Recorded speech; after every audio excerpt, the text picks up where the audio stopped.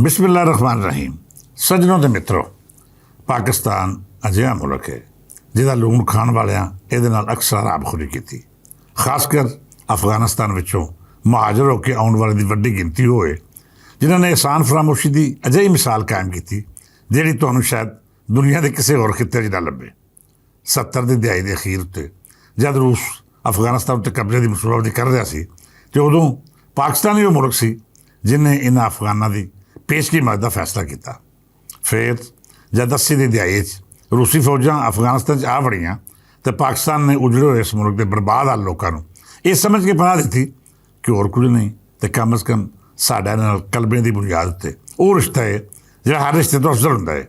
ਅਸੀਂ ਆਪਣੇ ਬਾਰਡਰ ਅਫਗਾਨੀਆਂ ਲਈ ਖੋਲ੍ਹ ਦਿੱਤੇ। ਕਿਸੇ ਨੂੰ ਇਹ ਨਹੀਂ ਪੁੱਛਿਆ ਕਿ ਤੂੰ ਕੌਣ ਹੈ, ਤੇਰਾ ਪਿਛੋਕੜ ਕੀ ਹੈ ਅਤੇ ਤੂੰ ਪਾਕਿਸਤਾਨ ਬਾਰੇ ਕੀ ਰਾਏ ਰੱਖਦਾ। ਅਸੀਂ ਇਨਸਾਨੀ ਹਮਦਰਦੀ ਦੀ ਬੁਨਿਆਦ ਉੱਤੇ ਇਹਨਾਂ ਅਫਗਾਨੀਆਂ ਲਈ ਆਪਣਾ ਦਸਤਰਖਾਨ ਦਰਾਜ਼ ਕਰਤਾ। ਇਹਨੂੰ ਕੋਈ ਕਮੀ ਨਾ ਹੋਵੇ ਆਪਣੇ ਕਾਰੋਬਾਰਾਂ ਵਿੱਚ ਸ਼ਰੀਕ ਕੀਤਾ ਅਤੇ ਆਪਣੀਆਂ ਮਾਰਕੀਟਾਂ ਵਿੱਚ ਇਹਨਾਂ ਨੂੰ ਕੰਮ ਕਰਨ ਦਾ ਮੌਕਾ ਫਰਾਹਮ ਕੀਤਾ।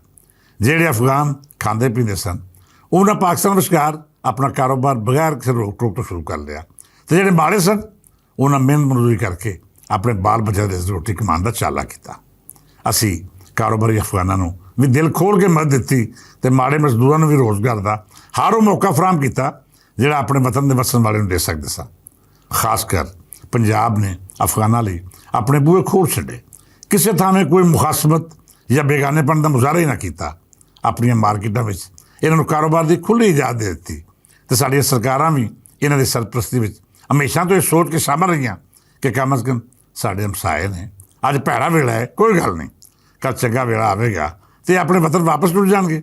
ਚਲੋ ਇਹਦੇ ਨਾਲ ਕਮ ਅਜ਼ ਕਮ ਇਹ ਤਾਂ ਹੋਵੇਗਾ ਕਿ ਅਸੀਂ ਜਿੰਨਾ ਉੱਤੇ ਅਹਿਸਾਨ ਕਰ ਰਹੇ ਹਾਂ ਕਮ ਅਜ਼ ਕਮ ਉਹ ਇਸ ਅਹਿਸਾਨ ਦੇ ਬਦਲੇ ਸਾਡੇ ਮਗਰਬੀ ਬਾਰਡਰ ਉੱਤੇ ਕੋਈ ਅਜਿਹਾ ਐਡਵੈਂਚਰ ਨਹੀਂ ਕਰਨਗੇ ਜਿਹਦੇ ਨਾਲ ਸਾਡੀਆਂ ਸਰਹੱਦਾਂ ਗੈਰ ਮਹਿਫੂਜ਼ ਹੋ ਜਾਣ। ਅਸੀਂ ਇਹਨਾਂ ਉੱਤੇ ਅਹਿਸਾਨ ਕਰਦੇ ਰਹੇ। ਇਹਦੇ ਬਦਲੇ ਇਹਨਾਂ ਨੇ ਸਾਡੇ ਸਮਾਜ ਅੰਦਰ ਅਜਿਹੀ ਸੰਨ ਲਾਈ ਜਿਹਦੇ ਨਤੀਜੇ ਅਸੀਂ ਅੱਜ ਭੁਗਤ ਰਹੇ ਹਾਂ। ਮੈਨੂੰ ਚੰਗੀ ਤਰ੍ਹਾਂ ਯਾਦ ਹੈ ਕਿ ਜਦ ਜ਼ਿਆ ਦੌਰ ਸੀ ਅਫਗਾਨ ਧਰਾਤਲ ਪਾਕਿਸਤਾਨ 'ਚ ਵਸ ਰਹੇ ਸਨ। ਮੇਰੇ ਨਾਲ ਬਹੁਤ ਸਾਰੇ ਪ੍ਰੋਗਰੈਸਿਵ ਸੋਚ ਰੱਖਣ ਵਾਲੇ ਪੰਜਾਬੀ ਤਹਿਰੀਕਾਂ ਨੇ ਸਰਕਾਰਾਂ ਨੂੰ ਬਾਵਰ ਕਰਵਾਇਆ ਕਿ ਇਹ ਸਾਡੇ ਦੇਸ਼ ਵਿੱਚ ਜ਼ਰੂਰ ਆਉਣ। ਭਰਾਬੰਦੀ ਦੇ ਨਾਤੇ ਇਸ ਦੁੱਖ ਦੀ ਘੜੀ ਵਿੱਚ ਸਾਡਾ ਫਰਜ਼ ਹੈ ਕਿ ਅਸੀਂ ਇਹਨਾਂ ਦਾ ਹੱਥ ਵੰਡਾਈਏ, ਇਹਨਾਂ ਦੇ ਬਾਲ ਬੱਚਿਆਂ ਨੂੰ ਪਨਾਹ ਦੇਈਏ ਅਤੇ ਉਹਨਾਂ ਦੇ ਅੰਨ ਪਾਣੀ ਦਾ ਵੀ ਬੰਦੋਬਸਤ ਕਰੀਏ। ਪਰ ਇਹਦੇ ਬਦਲੇ ਇਹਨਾਂ ਦਾ ਫਰਜ਼ ਹੈ ਕਿ ਜਦੋਂ ਪਾਕਿਸਤਾਨ 'ਚ ਆ ਕੇ ਆਪਣਾ ਕਾਰੋਬਾਰ ਕਰਨ ਜਾਂ ਪਨਾਹ ਲੈਣ ਫਿਰ ਇੱਥੋਂ ਦੇ ਕਾਨੂੰਨਾਂ ਦੀ ਪਾਬੰਦੀ ਵੀ ਉਹ ਇੰਝ ਹੀ ਕਰਨ ਜਿਵੇਂ ਸਾਡੇ ਮੁਕਾਮੀ ਸ਼ਹਿਰੀ ਤੋਂ ਫਰਜ਼ ਹੈ। ਮੈਨੂੰ ਯਾਦ ਹੈ ਕਿ ਮੈਂ ਇੱਕ ਮਰਾਸਲਾ ਜਨਰਲ ਜ਼ਿਆ ਹੋਰਾਂ ਨੂੰ ਲਿਖਿਆ ਜਿਹਦੇ ਉੱਤੇ ਘੱਟੋ ਘੱਟ 3-4 ਹਜ਼ਾਰ ਪੰਜਾਬੀਆਂ ਦਸਤਖਤ ਸਨ। ਅਸੀਂ ਸਰਕਾਰ ਨੂੰ ਪੇਸ਼ਗੀ ਦੱਸ ਦਿੱਤਾ ਸੀ ਕਿ ਸਾਡੇ ਮੁਲਕ ਵਿੱਚ ਅਫਗਾਨਾਂ ਰਾਹੀਂ ਜਿਹੜਾ ਸਮਗਲਿੰਗ ਦਾ ਮਾਲ ਆ ਰਿਹਾ ਹੈ ਉਹ ਸਾਡੇ ਸਮਾਜ ਦੀ ਜੜ੍ਹਾਂ ਖੋਖਲੀਆਂ ਕਰ ਰਿਹਾ ਹੈ। ਅਫਗਾਨੀ ਹੀਰੋਇਨ, ਅਸਲਾ ਅਤੇ ਅਜਿਹੀਆਂ ਚੀਜ਼ਾਂ ਸਮਗਲਿੰਗ ਕਰ ਰਹੇ ਨੇ ਜਿਹੜੀਆਂ ਨਾ ਸਿਰਫ ਸਾਡੀ ਮਈਸ਼ਤ ਨੂੰ ਬਰਬਾਦ ਕਰਨਗੀਆਂ ਬਲਕਿ ਸਾਡੀ ਨੌਜਵਾਨ ਨਸਲ ਵੀ ਇਹਨਾਂ ਕਰਕੇ ਉਹਨਾਂ ਰਾਹਾਂ ਦੀ ਮੁਸਾਫਰ ਹੋ ਰਹੀ ਹੈ ਜਿਹਨਾਂ ਦੀ ਕੋਈ ਮੰਜ਼ਿਲ ਨਹੀਂ। ਕਦੀ ਮਜ਼ਹਬੀ ਹਵਾਲੇ ਨਾਲ ਅਤੇ ਕਦੀ ਸਮਾਜੀ ਜ਼ਰੂਰਤ ਨਾਲ ਇਹਨਾਂ ਅਫਗਾਨੀਆਂ ਨੇ ਪਾਕਿਸਤਾਨ ਨੂੰ ਨਸ਼ੇ ਅਤੇ ਅਸਲ ਦੀ ਇੱਕ ਵੱਡੀ ਮੰਡੀ ਬਣਾ ਦਿੱਤਾ।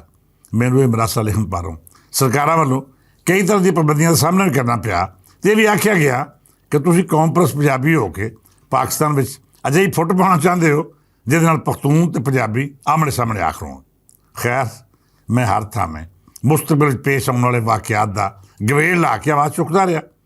ਪਰ ਬਦਕਿਸਮਤੀ ਦੇਖੋ, ਸਾਡਾ ਮਜ਼ਹਬੀ ਤਬਕਾ ਅਤੇ ਉਹਦੇ ਨਾਲ ਨਾਲ ਜਿਹੜਾ ਸੋਸ਼ਲਿਜ਼ਮ ਦਾ ਕਾਇਲ ਸੀ ਉਹ ਵੀ ਅਫਗਾਨ ਮਹਾਜਰਨ ਦੀ ਹਮਾਇਤ ਵਿੱਚ ਸਾਹਮਣੇ ਆਉਂਦਾ ਰਿਹਾ।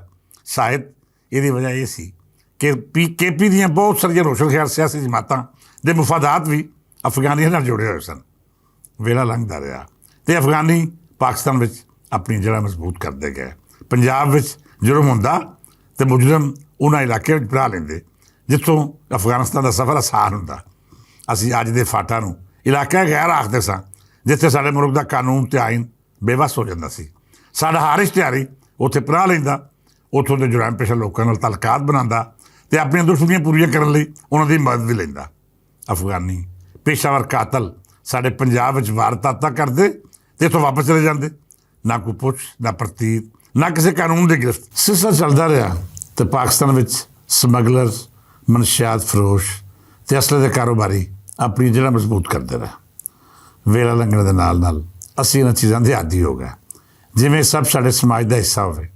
ਫਿਰ ਜਦ ਦਹਿਸ਼ਤਗਰਦੀ ਲਹਿਰ ਆਈ, 9/11 ਮਗਰੋਂ ਹਾਲਾਤ ਤਬਦੀਲ ਹੋਏ ਤੇ ਜਿਹੜਾ ਅਫਗਾਨ ਪਹਿਲਾਂ ਬਹੁਤ ਮਜ਼ਹਬੀ ਨਹੀਂ ਸੀ, ਉਹਨੇ ਹਾਲਾਤ ਵੇਖ ਕੇ ਇੰਤਹਾ ਪਸੰਦ ਮਜ਼ਹਬੀ ਹੋਣ ਦਾ ਰੂਪ ਧਾਰ ਲਿਆ। ਤਾਲਿਬਾਨ ਬਣ ਕੇ KPI ਜਾਂ ਮਜ਼ਬੂਤ ਕੀਤੀਆਂ ਅਤੇ ਆਪਣੇ ਮਫਾਦਾਂ ਦੇ ਅਸੂਲ ਲਈ ਨਜ਼ਰੀਆ ਬਦਲ ਕੇ ਇੱਕ ਵਾਰੀ ਫਿਰ ਸਾਡੇ ਸਮਾਜ ਵਿੱਚ ਇੰਤਸਾਫ ਪਸੰਦ ਦਾ ਜ਼ਹਿਰ ਘੋਲਣਾ ਸ਼ੁਰੂ ਕਰਤਾ। ਸੱਜਣ ਪਿਆਰਿਓ, ਸਾਡੇ ਮੁਲਕ ਵਿੱਚ ਨਸ਼ਾ, ਅਸਲਾ, ਇੰਤਹਾ ਪਸੰਦੀ ਅਤੇ ਦਹਿਸ਼ਤਗਰਦੀ ਦਾ ਜਿਹੜਾ ਜ਼ਹਿਰ ਫੈਲਿਆ, ਉਹਦੇ ਵਿੱਚ ਬਹੁਤ ਵੱਡਾ ਕਿਰਦਾਰ ਇਹਨਾਂ ਗੈਰ ਮੁਲਕੀ ਅਫਗਾਨੀਆਂ ਦਾ ਹੈ। ਖੁਦਕਸ਼ ਹਮਲੇ, ਸਾਡੇ ਸਰਕਾਰੀ ਇਦਾਰੇ ਨਿਸ਼ਾਨਾ ਬਣਾਉਣਾ, ਸਾਡੀ ਫੌਜਾਂ ਨੂੰ ਟਾਰਗੇਟ ਕਰਨਾ, ਇਹਨਾਂ ਸਭ ਵਾਕਿਆਂ ਦੇ ਪਿੱਛੇ ਤੁਹਾਨੂੰ ਕਿਸੇ ਨਾ ਕਿਸੇ ਤਰ੍ਹਾਂ ਇਹੋ ਅਫਗਾਨੀ ਵਿਖਾਲੀ ਦੇਣਗੇ, ਜਿਨ੍ਹਾਂ ਦੀ ਮੇਜ਼ਬਾਨੀ ਅਸੀਂ ਪਿਛਲੇ 50 ਵਰ੍ਹਿਆਂ ਤੋਂ ਕਰ ਰਹੇ ਹਾਂ। ਤੁਸੀਂ ਬਦਕਿਸਮਤੀ ਵੇਖੋ, ਇਹਨਾਂ ਦੀਆਂ 3 ਨਸਲਾਂ ਇੱਥੇ ਜਵਾਨ ਹੋਈਆਂ। ਇਹਨੇ ਇੱਥੇ ਖਾਧਾ ਪੀਤਾ, ਸਕੂਲਾਂ ਵਿੱਚ ਪੜ੍ਹਾਈ ਕੀਤੀ, ਕਾਰੋਬਾਰ ਕੀਤੇ ਅਤੇ ਸਾਡੇ ਨਾਲ ਉੱਠਦੇ ਬਹਿੰਦੇ ਵੀ ਰਹੇ, ਪਰ ਇਹਨਾਂ ਨੇ ਅੱਜ ਤੱਕ ਪਾਕਿਸਤਾਨ ਦੇ ਵਜੂਦ ਨੂੰ ਦਿਲੋਂ ਤਸਲੀਮ ਨਹੀਂ ਕੀਤਾ। ਅੱਜ ਵੀ ਤੁਸੀਂ ਕਿਸੇ ਅਜਿਹੇ ਅਫਗਾਨੀ ਨੂੰ ਜਿਹਨੇ ਆਜ਼ਾਦੀ ਦੇ 50 ਵਰ੍ਹੇ ਇੱਥੇ ਗੁਜ਼ਾਰ ਦਿੱਤੇ ਹੋਣ, ਪੁੱਛ ਕੇ ਵੇਖੋ ਕਿ ਉਹਦੇ ਪਾਕਿਸਤਾਨ ਬਾਰੇ ਕੀ ਵਿਚਾਰ ਨੇ। ਤੁਹਾਡੇ ਦਿਲ ਨੂੰ ਹੱਥ ਪਵੇਗਾ ਜਦ ਉਹ ਪਾਕਿਸਤਾਨ ਬਾਰੇ ਆਪਣੀ ਜ਼ਹਿਰੀਲੀ ਸੋਚ ਦਾ ਇਜ਼ਹਾਰ ਕਰੇਗਾ। ਯਕੀਨੀ ਤੌਰ ਉੱਤੇ ਸਾਰੇ ਅਫਗਾਨੀ ਅਹਿਸਾਨ ਫਰਾਮੋਸ਼ ਅਤੇ ਆਸਤੀਨ ਦੇ ਸੱਪ ਨਹੀਂ, ਪਰ ਫਿਰ ਵੀ ਤੁਸੀਂ ਹਰਾਮਖੋਰਾਂ ਦੀ ਗਿਣਤੀ ਕਰੋ ਅਤੇ ਤੁਹਾਨੂੰ ਇਹਨਾਂ ਦੀ ਅਕਸੀਅਤ ਅਜਿਹੀ ਨਿਕਲੇਗੀ ਜਿਹਨੇ ਸਾਡੇ KPI ਵਿੱਚ ਵਸਣ ਵਾਲੇ ਦਾ ਹੱਕ ਵੀ ਖੋਇਆ, ਉਹਨੂੰ ਬਦਨਾਮ ਵੀ ਕੀਤਾ, ਉਹਨਾਂ ਦੇ ਸਮਾਜ ਨੂੰ ਅੱਤਗਰਦੀ ਦੇ ਜ਼ਹਿਰ ਨਾਲ ਬਰਬਾਦ ਵੀ ਕੀਤਾ। ਇਹਨਾਂ ਵਿੱਚੋਂ ਅਕਸਰੀਅਤ ਪਾਕਿਸਤਾਨ ਬਾਰੇ ਚੰਗੀ ਰਾਏ ਵੀ ਨਹੀਂ ਰੱਖਦੇ। ਪਾਕਿਸਤਾਨ ਨਾਲ ਉਹਨਾਂ ਅਫਗਾਨੀਆਂ ਦਾ ਕ੍ਰਿਕਟ ਮੈਚ ਹੋਵੇ ਜਿਨ੍ਹਾਂ ਨੂੰ ਬੱਲਾ ਫੜਨਾ ਅਤੇ ਗੇਂਦ ਸੁੱਟਣੀ ਅਸਾਂ ਪਾਕਿਸਤਾਨੀਆਂ ਸਿਖਾਈ, ਜਿਨ੍ਹਾਂ ਦੀ ਤਰਬੀਅਤ ਅਸਾਂ ਕੀਤੀ, ਜਿਹੜੇ ਸਾਡੇ ਮੈਦਾਨਾਂ ਵਿੱਚ ਖੇਡ ਕੇ ਖਿਡਾਰੀ ਬਣੇ। ਜਦ ਉਹ ਪਾਕਿਸਤਾਨ ਦੇ ਖਿਲਾਫ ਮੈਦਾਨ ਵਿੱਚ ਉਤਰਦੇ ਨੇ ਅਤੇ ਉਹਨਾਂ ਦੇ ਅੰਦਰ ਵੀ ਅਜਿਹਾ ਇਜ਼ਰਾਈਲੀ ਜਜ਼ਬਾ ਮੌਜੂਦ ਹੁੰਦਾ ਹੈ ਜਿਵੇਂ ਅਸੀਂ ਇਹਨਾਂ ਉੱਤੇ ਅਹਿਸਾਨ ਨਹੀਂ ਕੀਤਾ, ਬਲਕਿ ਇਹਨਾਂ ਦਾ ਕੋਈ ਹੱਕ ਮਾਰਿਆ ਹੈ।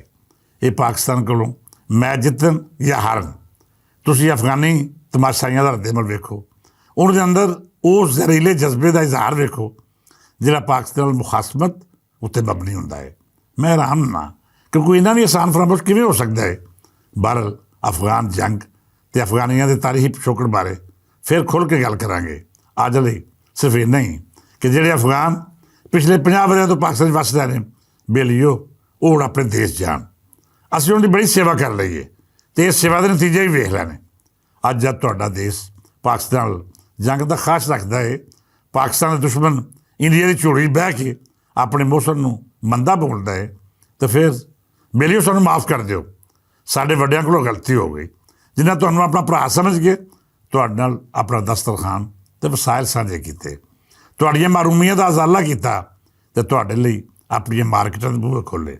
ਤੁਸੀਂ ਅਹਿਸਾਨ ਦਾ ਜੋ ਬਦਲਾ ਦੇ ਰਹੇ ਹੋ, ਉਸ ਮਗਰੋਂ ਹਜ਼ਰਤ ਅਲੀ ਨਾਲ ਮਨਸੂਬ ਇਸ ਕੌਲ ਦੀ ਸਦਾਕਤ ਉੱਤੇ ਮੈਨੂੰ ਪੂਰਾ ਯਕੀਨ ਆ ਜਾਂਦਾ ਹੈ, ਜਿਸ ਉੱਤੇ ਅਹਿਸਾਨ ਕਰੋ ਉਸ ਦੇ ਸ਼ਰ ਤੋਂ ਬਚੋ। ਅਸੀਂ ਅਹਿਸਾਨ ਵੀ ਕੀਤਾ ਅਤੇ ਸ਼ਰ ਤੋਂ ਵੀ ਨਹੀਂ ਬਚੇ। ਅਸੀਂ ਆਪਣੀ ਗਲਤੀ ਉੱਤੇ ਆਪਣੇ ਆਪ ਦੇ ਸਾਹਮਣੇ ਸ਼ਰਮਿੰਦਾ ਹਾਂ ਅਤੇ ਉਹਨਾਂ ਸਰਕਾਰਾਂ ਦੀਆਂ ਗਲਤ ਪਾਲਿਸੀਆਂ ਦੀ ਨਿੰਦਿਆ ਵੀ ਕਰਦੇ ਹਾਂ, ਜਿਨ੍ਹਾਂ ਤੁਹਾਨੂੰ ਆਪਣਾ ਜਾਣ ਕੇ ਆਪਣੇ ਬਾਰਡਰ ਦੇ ਬੂਹੇ ਖੋਲ੍ਹ ਕੇ ਅੰਦਰ ਆਉਣ ਦਾ ਫੈਸਲਾ ਕੀਤਾ। ਤੁਸੀਂ ਪਾਕਿਸਤਾਨ ਨਾਲ ਜੰਗ ਲੜਨ ਦਾ ਚਾਅ ਪੂਰਾ ਕਰ ਲਓ, ਪਰ ਇਸ ਤੋਂ ਪਹਿਲਾਂ ਸਾਡੀ ਜਾਨ ਛੱਡ ਦਿਓ, ਆਪਣੇ ਦੇਸ਼ ਜਾਓ, ਉੱਥੇ ਜਾ ਕੇ ਪਾਕਿਸਤਾਨ ਬਾਰੇ ਜੋ ਆਖਣਾ ਜ਼ਰੂਰ ਆਖੋ, ਪਰ ਇਹ ਸਾਡੇ ਲਈ ਹੁਣ ਕਬੂਲ ਨਹੀਂ ਕਿ ਤੁਸੀਂ ਸਾਡਾ ਖਾਓ, ਸਾਡੀਆਂ ਮਾਰਕੀਟਾਂ ਵਿੱਚ ਕਾਰੋਬਾਰ ਕਰੋ ਅਤੇ ਸਾਡੇ ਦੇਸ਼ ਨੂੰ ਮੰਦਾ ਵੀ ਬੋਲੋ। ਹੁਣ ਕਹਾਣੀ ਮੁੱਕ ਗਈ, ਹੁਣ ਆਪਣੀ ਰਾਹ ਲਵੋ, ਆਪਣੇ ਦੇਸ਼ ਜਾ ਕੇ ਆਪਣੇ ਕਾਰੋਬਾਰ ਸ਼ੁਰੂ ਕਰੋ। ਅੱਜ ਲਈ ਇਹੋ ਗੱਲਾਂ ਇਸ ਮੌਜੂਦ 'ਤੇ ਹੋਰ ਵੀ ਚਾਨਣ ਪਾਵਾਂਗੇ ਅਤੇ ਵਿਚਾਰ ਸਾਂਝੇ ਕਰਾਂਗੇ। ਖਾਸ ਕਰ ਅਫਗਾਨੀਆਂ ਦੇ ਤਾਰੀਖੀ ਪਿਛੋਕੜ ਉੱਤੇ ਗੱਲ ਕਰਨਾ ਬੜਾ ਹੀ ਜ਼ਰੂਰੀ ਹੈ। ਉਹ ਝੂਠੀਆਂ ਕਹਾਣੀਆਂ ਜਿਹੜੀਆਂ ਅਸੀਂ ਇਹਨਾਂ ਬਾਰੇ ਮਸ਼ਹੂਰ ਕੀਤੀਆਂ ਗਈਆਂ ਨੇ, ਉਹ ਝੂਠੇ ਕਿੱਸੇ ਜਿਹੜੇ ਇਹਨਾਂ ਨੂੰ ਬਹਾਦਰ ਬਣਾ ਕੇ ਪੇਸ਼ ਕਰਦੇ ਨੇ, ਉਹਨਾਂ ਸਭ ਦਾ ਸਾਹਮਣਾ ਸੱਚਾਈਆਂ ਨਾਲ ਕਰਾਂਗੇ। ਇਸ ਦੁਆ ਨਾਲ ਇਜਾਜ਼ਤ ਦਿਓ ਕਿ ਸਾਡਾ ਦੇਸ਼ ਪੰਜਾਬ, ਸਾਡਾ ਸੋਹਣਾ ਪਾਕਿਸਤਾਨ ਹੱਸਦੇ ਵਸਦੇ ਰਹਿਣ, ਹਰ ਨਸੂਰ ਤੋਂ ਮਹਿਫੂਜ਼ ਰਹਿਣ ਅਤੇ ਹਰ ਆਸਾਨ ਫਰਾਮੋਸ਼ ਦੇ ਸ਼ਰ ਤੋਂ ਬਚੇ ਰਹਿਣ। ਇਜਾਜ਼ਤ ਦਿਓ, ਰੱਬ ਰੱਖਾ।